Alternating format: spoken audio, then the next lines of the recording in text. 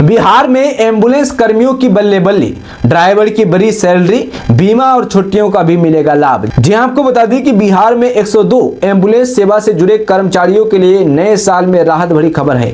बिहार राज्य चिकित्सा कर्मचारी संघ इंटक के पदाधिकारियों और जैन प्लस कंपनी के उच्च पदाधिकारियों के बीच कई दौर की बातचीत के बाद एक अहम और निर्णायक समझौता हुआ है। इस समझौते के तहत अब पूरे बिहार में कार्यरत 102 एम्बुलेंस के सभी ड्राइवर और इमरजेंसी मेडिकल टेक्नीशियन का वेतन एक समान कर दिया गया है। सबसे महत्वपूर्ण निर्णय ये लिया गया है कि सभी 102 एम्बुलेंस कर्मचारियों को सरकार और श्रम विभाग द्वारा तय न्यूनतम मजदूरी का लाभ मिलेगा, यानी जितना खटेगा उतना उसको पैसा मिलेगा। दोस्तों, किशनगंज में अवैध नर्सिंग होम का तेजी से विस्तार हो रहा है, लेकिन नियमन और निगरानी की भारी कमी अब गंभीर समस्या का रूप ले चुकी है। स्वास्थ्य विभाग के आधिकारिक आंकड़े और जमीनी हकीकत के बीच बड़ा अंतर सामने आया है, जो आम मरीजों की सुरक्षा पर सीधा सवाल खड़ा करता है। स्वास्थ्य विभाग के अनुसार जिले में कुल 125 निजी नर्सिंग होम और अस्पताल पंजीकृत है। इनमें 23 ओपीडी सेंटर और 62 पैथोलॉजी लैब शामिल है, लेकिन जमीनी स्तर पर स्थिति कहीं अधिक भयावह है। अनुमान है कि जिले में 500 से अधिक निजी नर्सिंग होम और इलाज केंद्र बिना वैध पंजीकरण और बायोमेडिकल वेस्ट मैनेजमेंट की अनुमति के धड़ल्ले से संचालित हो रहे हैं। ये अवैध संस्थान सिर्फ शहर तक सीमित नहीं है, बल्कि ग्रामीण इलाकों और मोहल्लों तक फैल चुके हैं। कई जगहों पर एक ही कमरे में मरीजों का इलाज किया जा रहा है। डॉक्टर की शैक्षणिक योग्यता संदिग्ध है, ऑपरेशन थिएटर की बुनियादी सुविधाएं नदारद है और संक्रमण नियंत्रण के मानकों की खुलेआम अनदेखी की जा रही है। बिना योग्य चिकित्सक और आवश्यक उपकरणों के इलाज से मरीजों की जान लगातार खतरे में पड़ रही है। दोस्तों, पूर्णिया में होटल मालिक से 10 लाख की रंगदारी मांगी, फोन पर गोली मारने की धमकी दी, पुलिस ने 5 घंटे के अंदर दबोचा। जी हां, आपको बता दें कि पूर्णिया में एमराल्ड होटल के मालिक से फोन पर 10 लाख रुपए की रंगदारी मांगने वाले बदमाश को पुलिस ने गिरफ्तार किया है। डिमांड पूरी न करने पर बदमाश ने होटल मालिक से गाली गलौज करते हुए गोली मारने की धमकी दी थी। पुलिस को शिकायत मिलने के 5 घंटे के अंदर आरोपी को गिरफ्तार कर लिया है। होटल मालिक का नाम मनीष कुमार सिंह है, जो जेल रोड स्थित अर्जुन भवन के पास के रहने वाले हैं। पुलिस की पूछताछ में आरोपी ने अपना जुर्म कबूल किया है। मनीष सिंह ने बताया कि 16 जनवरी की रात एक युवक होटल में कमरा लेने आया था। कमरा खाली नहीं होने के कारण मना करने पर स्टाफ से कहासुनी हो गई। उसी रात युवक ने फोन कर धमकाया और 10 लाख रुपए की रंगदारी मांगी। 17 जनवरी की सुबह दोबारा कॉल करना शुरू किया, गाली गलौज करते हुए रंगदारी देने का दबाव बनाया। फोन पर साफ कहा कि 10 लाख पहुंचाओ, नहीं तो होटल चलाने नहीं देंगे, वहां आकर गोली मार देंगे। दोस्तों, अररिया जिले के फारबिसगंज में आरपीएल माइक्रो फाइनेंस नामक एक कंपनी पर लगभग 200 महिलाओं से 10 लाख रुपए की ठगी का आरोप लगा है। कंपनी ने महिलाओं को ऋण देने का झांसा देकर उनसे पैसे ऐंठे और फिर अचानक गायब हो गई। पीड़िता रीना देवी ने बताया कि 2 दिन पहले फाइनेंस कंपनी का स्टाफ गाँव में आया था। उसने महिला का खाता खोलने के आधार पैन कार्ड के साथ 5,000 रुपए लेकर गया था। दूसरी महिला सुनीता देवी ने बताया कि आरोपी खाता खोलने के नाम पर डॉक्यूमेंट के साथ लोगों से 5-5 हजार रुपए ले रहा था। तीसरी पीड़िता पंचानन ठाकुर ने बताया कि बैंक कर्मी ने खाता खोलने के बाद 1,60,000 रुपए देने का दावा किया और खाता खोलने के लिए कागज के साथ पैसा लेकर चला गया। पीड़ित महिलाओं ने सोमवार को इस मामले में फारबिसगंज थाना में शिकायत दर्ज कराई और न्याय की गुहार लगाई। पीड़ितों में से एक पंचानन ठाकुर ने बताया कि कंपनी ने उन्हें 1,60,000 रुपए का ऋण देने का वादा किया था। इसके बदले में उनसे 4,500 रुपए बीमा शुल्क और 5,000 रुपए खाता खोलने के नाम पर लिए गए। दोस्तों, कटिहार के फलका प्रखंड स्थित पटवर टोला कवलसिया गांव में सोमवार को भीषण आग लग गई। इस अग्निकांड में 14 परिवारों के घर पूरी तरह जलकर राख हो गए। घरों में रखा अनाज, कपड़े, फर्नीचर, नकदी और कीमती जेवरात भी नष्ट हो गए। प्रारंभिक अनुमान के अनुसार इस घटना में 30 लाख रुपए से अधिक की संपत्ति का नुकसान हुआ है। प्रत्यक्षदर्शियों के अनुसार आग की लपटें तेजी से फैली और देखते ही देखते पूरा टोला इसकी चपेट में आ गया। देखते ही ग्रामीणों में हड़कंप मच गया। सूचना मिलने पर मुखिया प्रतिनिधि संजय झा, स्थानीय ग्रामीण और अग्निशमन विभाग की टीम मौके पर पहुंची। लगभग 2.5 घंटे की कड़ी मशक्कत के बाद आग पर काबू पाया गया। स्मृति यात्रा के दौरान सीतामढ़ी और शिवहर पहुंचे मुख्यमंत्री नीतीश कुमार। जिले में विभिन्न योजनाओं का लिया जायजा, अधिकारियों को दिए कई निर्देश। जी आपको बता दें कि मुख्यमंत्री नीतीश कुमार ने आज स्मृति यात्रा के क्रम में सीतामढ़ी एवं शिवहर जिले में विभिन्न योजनाओं का जायजा लिया। इस दौरान उन्होंने अधिकारियों से प्रगति यात्रा के दौरान की गई घोषणाओं की क्रियान्वयन के संबंध में जानकारी ली और कार्य तेजी से पूर्ण करने का निर्देश दिया। मुख्यमंत्री ने सीतामढ़ी जिला अंतर्गत बागमती नदी पर 70 करोड़ रुपए की लागत से मीनापुर बेलसंड पथ में चंदौली घाट पर उच्च स्तरीय आरसीसी पुल एवं पहुंच पथ का शिलापट अनावरण कर उद्घाटन किया। मुख्यमंत्री ने बेलसंड प्रखंड के ग्राम पंचायत चंदौली में पीएम श्री हितनारायण +2 उच्च विद्यालय में नक्षत्र वाटिका का उद्घाटन किया। इसके पश्चात मुख्यमंत्री ने सीतामढ़ी जिले के बेलसंड प्रखंड अंतर्गत हितनारायण उच्च विद्यालय चंदौली में आयोजित कार्यक्रम में रिमोट के माध्यम से कुल 55 करोड़ रुपए की लागत से 67 योजनाओं का शिलापट अनावरण कर उद्घाटन एवं शिलान्यास किया, जिसमें 208 करोड़ रुपए की लागत से 26 योजनाओं का उद्घाटन तथा 346 करोड़ रुपए की लागत से 41 योजनाओं का शिलान्यास शामिल है।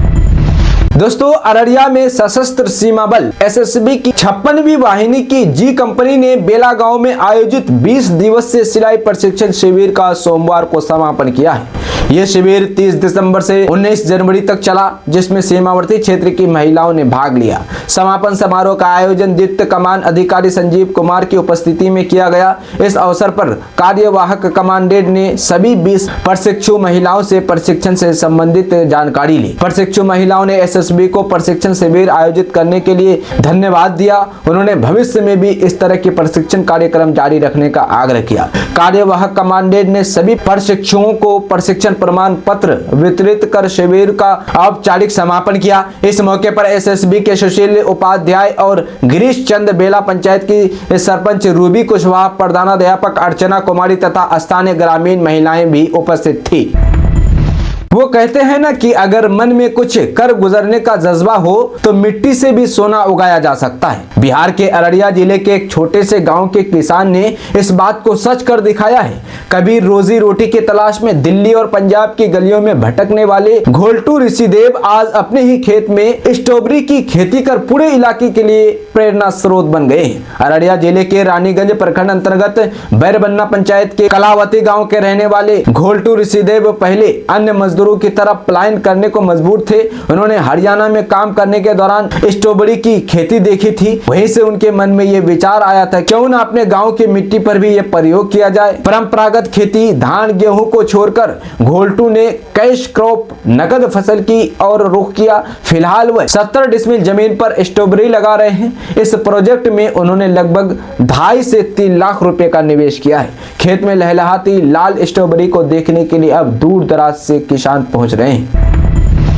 पासपोर्ट वेरिफिकेशन के नाम पर पैसे मांगे, कटिहार के कोरा थाना में आरोपी चौकीदार के पुत्र गिरफ्तार, एफआईआर दर्ज। जी हां, आपको बता दें कि कटिहार जिले के कोरा थाना में पासपोर्ट वेरिफिकेशन के नाम पर अवैध रूप से पैसे मांगने के आरोप में चौकीदार के पुत्र के खिलाफ प्राथमिकी दर्ज की गई है। जानकारी के अनुसार कोरा थाना में पदस्थापित चौकीदार संख्या 14/8 गणपति पासवान के पुत्र कौशल कुमार पर यह आरोप लगा है। आरोप है कि कौशल अपने पिता की अनुपस्थिति में चौकीदार का कार्य संभाल रहा था और इसी दौरान उसने पासपोर्ट वेरिफिकेशन के लिए पैसे की मांग की। इस संबंध में कई आवेदनों के साथ ऑडियो साक्ष्य भी सामने आए हैं। कटिहार पुलिस अधीक्षक ने मामले को गंभीरता से लेते हुए अनुमंडल पुलिस पदाधिकारी सदर 2 कटिहार को जांच का निर्देश दिया। जांच में यह पुष्टि हुई कि कौशल कुमार द्वारा पासपोर्ट सत्यापन के नाम पर अवैध रूप से पैसे की मांग की गई थी। आरोपों की पुष्टि होने के बाद पुलिस ने कोड़ा थाना कांड संख्या 16/26 के तहत प्राथमिकी दर्ज कर ली। पुलिस सूत्रों के मुताबिक आरोपी कौशल कुमार की गिरफ्तारी कर उसे न्यायिक हिरासत में भेजने की प्रक्रिया चल रही है। बिहार में सोमवार और शुक्रवार को जनता से मिलेंगे गृह विभाग के अधिकारी। नोट कर लीजिए समय। जी आपको बता दी कि 7 निश्चित 3 के अंतर्गत सबका सम्मान जीवन आसान इजी ऑफ लिविंग कार्यक्रम की शुरुआत सोमवार 19 जनवरी 2026 से की गई है। इसका उद्देश्य आम जनता के समस्याओं को सुनना और प्रशासनिक प्रक्रियाओं से जुड़ी शिकायतों का त्वरित एवं प्रभावी समाधान सुनिश्चित करना है। सभी विभागों एवं जिला स्तरीय कार्यालयों में हर सप्ताह सोमवार और शुक्रवार को जन सुनवाई का आयोजन किया जाएगा। इसी क्रम में गृह विभाग में यह जनसुनवाई सरदार पटेल भवन में सुबह 11 बजे से दोपहर 1 बजे तक और शुक्रवार को दोपहर 3 बजे से शाम 5 बजे तक आयोजित होगी। जनसुनवाई के दौरान विभाग के अपर मुख्य सचिव अरविंद कुमार चौधरी सहित अन्य वरिष्ठ पदाधिकारी उपस्थित रहेंगे।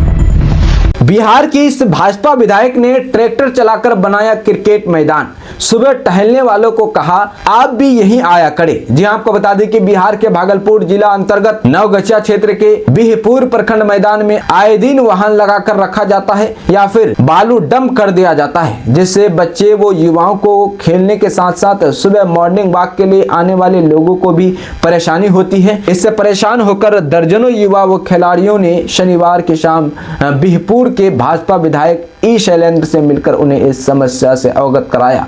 फिर क्या था, विधायक ने उस फील्ड में अपने से ट्रैक्टर चलाकर हल जोत दिया। दोस्तों, किशनगंज पुलिस ने अंतर्राष्ट्रीय ऊंट तस्करी के एक बड़े मामले का भंडाफोड़ किया है। कोचाधामन थाना क्षेत्र में एक ट्रक से अवैध रूप से ले जा रहे 12 ऊंट बरामद किए गए हैं। पुलिस ने इस कार्रवाई में ट्रक चालक सहित 3 तस्करों को गिरफ्तार किया है। ये कार्रवाई 18 जनवरी 2026 को मिली गुप्त सूचना के आधार पर की गई। पुलिस को जानकारी मिली थी कि कोचाधामन से किशनगंज जाने वाली सड़क के रास्ते ऊंटों की अवैध तस्करी की जा रही है। सूचना मिलते ही कोचाधामन थाना अध्यक्ष के नेतृत्व में हांडी भाषा मोदो पक्की सड़क पर सघन चेकिंग अभियान चलाया गया। चेकिंग के दौरान यूपी 12 सिटी 6052 वाले एक संदिग्ध ट्रक को रोका गया। चालक ने ट्रक में कोई सामान न होने का दावा किया, लेकिन संदेह होने पर पुलिस ने तलाशी ली। जांच में ट्रक के अंदर 12 ऊंट बरामद हुए।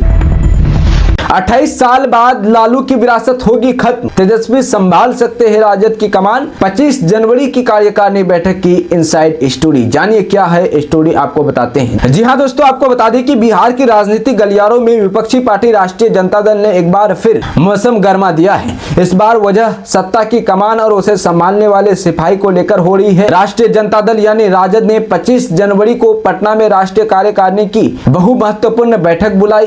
कहा जा रहा है कि इस बैठक में पार्टी अब अपने वाले समय के लिए दिशा तय करेगी, जिसके लिए बड़े स्तर पर फेरबदल होंगे। सूत्रों से मिली जानकारी के मुताबिक इस बैठक में लालू यादव अपने छोटे बेटे तेजस्वी यादव को राजद की कमान सौंप देंगे, यानी लालू यादव की जगह राजद के राष्ट्रीय कार्यकारी अध्यक्ष तेजस्वी यादव बनाए जा सकते हैं। आइए विस्तार से समझते हैं पूरी कहानी। जी हाँ, पार्टी सूत्रों की माने तो 25 तारीख को होने वाली बैठक काफी महत्वपूर्ण बैठक है। इसी बैठक में तेजस्वी यादव को राष्ट्रीय कार्यकारी अध्यक्ष घोषित किया जा सकता है। अगर तेजस्वी को राष्ट्रीय कार्यकारी अध्यक्ष बनाया जाता है तो उन्हें पार्टी के सभी बड़े और जरूरी फैसले लेने का अधिकार मिल जाएगा। इससे वह भविष्य में पार्टी हित में कोई भी फैसला ले सकता है। बिहार में स्वास्थ्य विभाग का घुसखोर क्लर्क गिरफ्तार, 2000 रिश्वत लेते निगरानी ने रंगे हाथ दबोचा। जी हां, आपको बता दें कि बिहार में भ्रष्टाचार के खिलाफ निगरानी का एक्शन लगातार जारी है। निगरानी विभाग की टीम ने औरंगाबाद में बड़ी कार्रवाई करते हुए दाऊदनगर के प्रमंडलीय अस्पताल में तैनात क्लर्क को 2000 रुपए रिश्वत लेते रंगे हाथ गिरफ्तार किया है। दरअसल निगरानी विभाग को शिकायत मिली थी कि दाऊदनगर प्रमंडलीय अस्पताल में तैनात क्लर्क ब्रिज मोहन लाल भ्रष्टाचार में लिप्त है। गयाजी के कोठी थाना क्षेत्र के बसूरा की रहने वाली अपर्णा कुमारी ने ब्रिज मोहन लाल के खिलाफ निगरानी में शिकायत दर्ज कराई। आरोप है कि क्लर्क ने अवकाश के दिनों की हाजिरी बनाने के एवज में आरोपी ने अपर्णा कुमारी और स्टाफ नर्स जूली से रिश्वत की मांग की थी। शिकायत दर्ज होने के बाद निगरानी ने पूरे मामले की जांच की। जांच में सभी आरोप सही पाए जाने के बाद निगरानी के धावा दल का गठन किया गया और उसे गिरफ्तार किया गया है। बिहार में निकली है जूनियर रेजिडेंट की 1445 वैकेंसी, 47 वर्ष से भी करे आवेदन, इतनी है सैलरी। चलिए कितनी है सैलरी जानते हैं विस्तार से। जी हाँ दोस्तों, बिहार में अगर आप सरकारी नौकरी तलाश रहे हैं तो स्वास्थ्य विभाग में निकली जूनियर रेजिडेंट की भर्ती के लिए आप अप्लाई कर सकते हैं। Bihar combined interest competitive examination board BCECEB ने बिहार BCECE जूनियर रेजिडेंट भर्ती 2026 का नोटिफिकेशन जारी कर दिया। इस भर्ती अभियान के माध्यम से 1400 से ज्यादा जूनियर रेजिडेंट पदों को भरा जाएगा। जूनियर रेजिडेंट की भर्ती उन MBBS ग्रेजुएट्स के लिए एक बड़ा मौका है जो बिहार के सरकारी मेडिकल कॉलेजों और अस्पतालों में सरकारी नौकरी पाना चाहते हैं। इस भर्ती की ऑनलाइन आवेदन प्रक्रिया 16 जनवरी 2026 से शुरू हो चुकी है। इच्छुक और योग्य उम्मीदवार बोर्ड की आधिकारिक वेबसाइट पर जाकर 6 फरवरी 2026 तक एप्लीकेशन फॉर्म भर सकते हैं। दोस्तों, बिहार की राजनीति में मुख्यमंत्री नीतीश कुमार के पुत्र निशांत कुमार की बढ़ती सक्रियता ने एक बार फिर उत्तराधिकारी की चर्चाओं को हवा दे दी है। मकर संक्रांति के बाद बख्तियारपुर में उनकी मौजूदगी और एक्टिव मोड को देखकर कयासों का बाजार गर्म है। इस पूरे घटनाक्रम पर जेडीयू के प्रदेश अध्यक्ष उमेश कुशवाहा ने पार्टी का रुख स्पष्ट किया है। उमेश कुशवाहा ने स्पष्ट तौर पर कहा है कि जेडीयू की तमाम नेताओं और कार्यकर्ता चाहते हैं कि निशांत कुमार राजनीति की मुख्य धारा में आए। पार्टी का मानना है कि वो उच्च शिक्षित, योग्य और सक्षम युवा है जो मुख्यमंत्री नीतीश कुमार के न्याय के साथ विकास वाली विचारधारा को प्रभावी ढंग से आगे बढ़ा सकते हैं। प्रदेश अध्यक्ष के अनुसार कार्यकर्ता चाहते हैं कि मुख्यमंत्री नीतीश कुमार ने बिहार के विकास के लिए जो खाका तैयार किया है और जो वैचारिक आधार बनाया है उसे आगे ले जाने में निशांत अपनी भूमिका निभाएं। जेडीयू खेमा उन्हें एक स्वाभाविक और योग्य उत्तराधिकारी के रूप में देख रहा है। थाने से चकमा देकर फरार हो गया किडनैपर, पंजाब से पकड़कर लाई थी बिहार पुलिस। जी हां, आपको बता दें कि बिहार के बक्सर के नगर थाने से किडनैपिंग के केस का एक आरोपी पुलिस को चकमा देकर फरार हो गया। बिहार पुलिस उसे पंजाब के लुधियाना से गिरफ्तार करके यहां लेकर आई थी। उसे थाना परिसर में रखा हुआ था। सोमवार सुबह शौचालय की खिड़की तोड़कर वो भाग निकला। इससे पुलिस थाने की व्यवस्था पर सवाल उठ रहे हैं। उस पर नाबालिग लड़की को बहला फुसला कर भगाने और अपहरण का केस चल रहा था। आरोपी के फरार होने के बाद पुलिस महकमे में हड़कंप मच गया। लड़की के परिजन ने आक्रोशित हो गए और थाने में ही धरने पर बैठ गए। फिलहाल फरार आरोपी की तलाश की जा रही है। दोस्तों, बिहार के सीतामढ़ी शिवहर पर सौगातों की बारिश।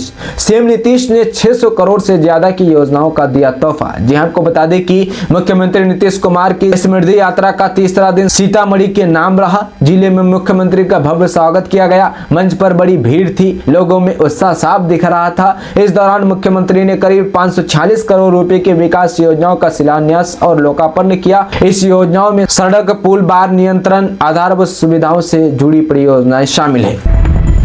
किशनगंज के प्राइवेट अस्पताल में बड़ा खुलासा, एम्बुलेंस ड्राइवर कर रहा था मरीज का इलाज, बिना डिग्री टाके लगाते वीडियो वायरल, जांच टीम पहुंची। जी आपको बता दें कि किशनगंज के Fatima health care multi speciality hospital में एक गंभीर मामला सामने आया है। यहां एक एम्बुलेंस ड्राइवर असलम आलम पर मरीज का इलाज करने का आरोप लगाया है। सोशल मीडिया पर वायरल एक वीडियो में असलम आलम एक घायल मरीज के पैर में टाके लगाते हुए दिख रहे हैं। असलम आलम के पास डॉक्टर या नर्सिंग स्टाफ की कोई डिग्री नहीं है। वह मूल रूप से एम्बुलेंस चालक है और कुछ पार्टनर्स के साथ मिलकर इस नर्सिंग होम को संचालित कर रहे हैं। अस्पताल को स्वास्थ्य विभाग से पंजीकृत प्राप्त है, लेकिन नियमों की अनदेखी कर मरीजों की जान से खिलवाड़ करने का आरोप लगा है। उन पर अन्य अस्पतालों से रेफर किए गए मरीजों को यहां लाकर खुद इलाज करने और एम्बुलेंस से सीधे मरीजों को भर्ती कराने का भी आरोप है। वीडियो वायरल होने के बाद डीएम विशाल राज के निर्देश पर स्वास्थ्य विभाग की 4 सदस्यीय टीम जांच के लिए अस्पताल पहुंची। टीम में सिविल सर्जन और जिला प्रतिरक्षण पदाधिकारी, DIO सहित अन्य अधिकारी शामिल थे।